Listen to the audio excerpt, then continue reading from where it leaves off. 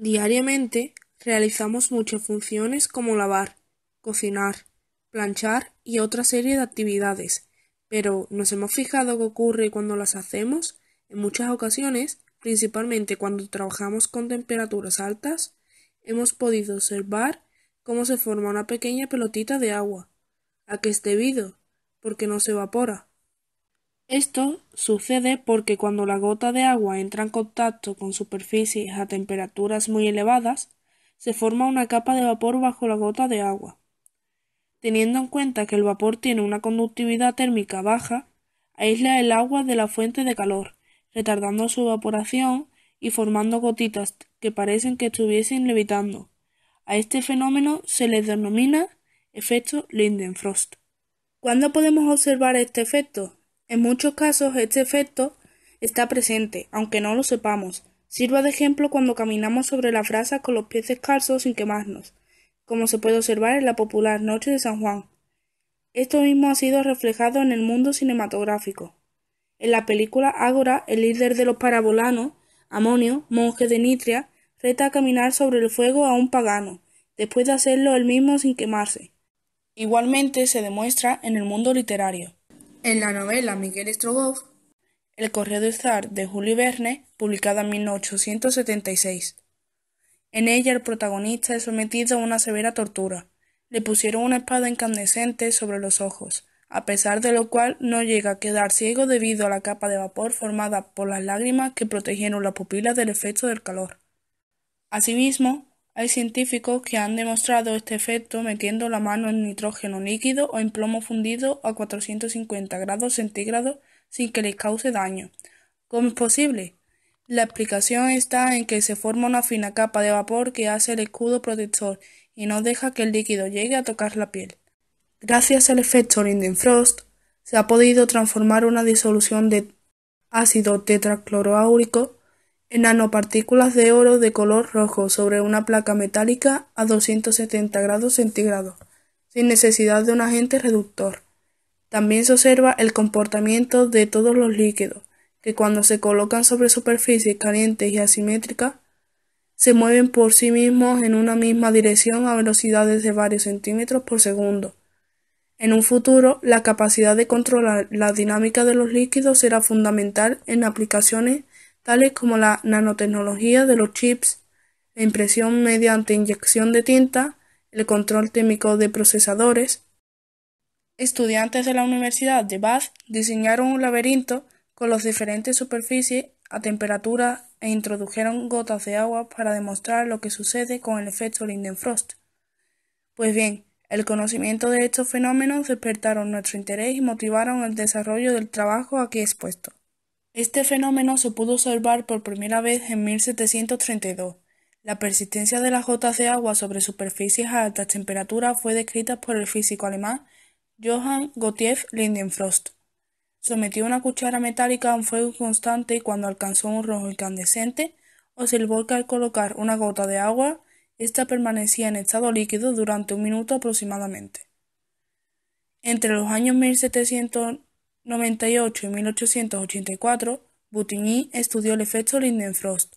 Pensó que estas gotas que rotaban sobre la superficie caliente era un nuevo estado de materia, estado al que denominó estado esferoidal. El efecto se explica de la siguiente forma. Si la superficie caliente tiene una temperatura inferior a los 100 grados centígrados, el agua se aplana y se evapora paulatinamente. Si la superficie caliente supera los 100 grados centígrados, las gotas emiten un pequeño silbido y se evapora rápidamente.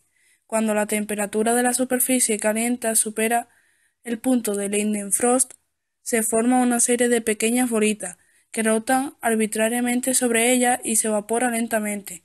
Aunque la temperatura del efecto Lindenfrost no es muy concreta, la bolita generada por la gota de agua estaría alrededor de los 193 grados centígrados. Si la temperatura de la superficie caliente es muy superior a la temperatura Lindenfrost, las gotas se evaporan tan rápido que no da tiempo a que se produzca este fenómeno.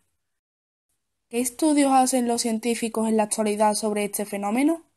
Los físicos de la Universidad de Bath se dieron cuenta de que no solo hace que el agua flote, sino que en las temperaturas y condiciones adecuadas estas gotas pueden elevarse sobre la superficie. Investigadores franceses han transferido este efecto térmico de las cocinas a los laboratorios, controlando gotas de oxígeno líquidos con imanes. Los científicos han encontrado curiosidades en estas gotas calientes, dado que el punto de ebullición del oxígeno es muy bajo, menos 183 grados centígrados. El equipo de investigadores fue capaz de observar el efecto a temperatura ambiente. Más aún, el oxígeno líquido es paramagnético, es decir, responde a campos magnéticos. Cuando una gota está cerca de un imán, ésta cambia su velocidad dependiendo de la dirección del campo magnético. ¿Qué diferencia de comportamiento tienen las gotas según la superficie de contacto a temperatura ambiente? La superficie de cristal se moja más que la de plástico o metacrilato, mientras que la de metal rayada impide el efecto en muchas ocasiones. En nuestro trabajo hemos realizado un estudio del tiempo que la gota aguanta sobre una superficie. En este caso, hemos experimentado sobre una fina lámina de aluminio sobre una placa calefactora a diferentes temperaturas. Su resultado está presentado en esta gráfica que mostramos en el vídeo. El proceso ha sido complicado ya que cuando la superficie tiene rayaduras o exceso de impureza, el fenómeno no se produce. También comentar que la medición de la temperatura ha sido complicada ya que varía en cada posición de la superficie. Se ha realizado con un termómetro infrarrojo y para grabar una videocámara. Sobre la misma placa calefactora, comparamos la relación entre el tamaño de la gota de agua y las distintas formas geométricas que va adquiriendo. En ella pudimos ver algunas curiosidades. Al principio, se forma la típica gota esférica que a medida que va aumentando la cantidad de gotas, se puede apreciar cómo se forman polígonos que producen la sensación de estrella en nuestra retina. Cuando la cantidad de agua depositada tiene un tamaño considerable, las gotas adquieren una forma parecida a la de un huevo frito. Posteriormente, experimentamos el efecto Lindenfrost con otro tipo de sustancias. La primera sustancia que utilizamos fue el alcohol, tras depositarlo sobre la placa e inflamarlo con una cerilla. Se percibe claramente que la gota no toca la superficie de la placa. Después seguimos experimentando con ácido nítrico depositado sobre una moneda a temperatura ambiente. Pudimos observar que la moneda iba perdiendo parte de cobre y por ello su color. Posteriormente, colocamos una moneda sobre la placa calefactora y vertimos en ella un poco de ácido nítrico.